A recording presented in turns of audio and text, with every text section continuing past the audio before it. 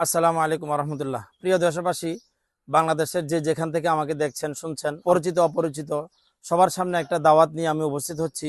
দীর্ঘ অর্ধশত বছর যাবৎ ফিলিস্তিনি নারী, শিশু, বৃদ্ধ, সাধারণ মানুষদের উপর যে ধরনের বর্বর আচরণ ইসরায়েল কর্তৃক একটি অবৈধ রাষ্ট্র যে বর্বর আচরণ চালাচ্ছে, যে বর্বর হামলা চালাচ্ছে, এটা বন্ধ হোক, এটা আমরা চাই।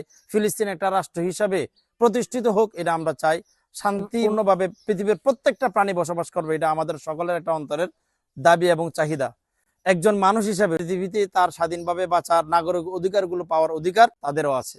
তাদের অধিকার আদায়ের লক্ষ্যে আমরা আগামী 12 তারিখ রোজ শনিবার দল মত নির্বিশেষে আপনারা সবাই শাহবাগে একত্রিত হবেন, সরোয়ার্দী উদ্যানে একত্রিত হবেন।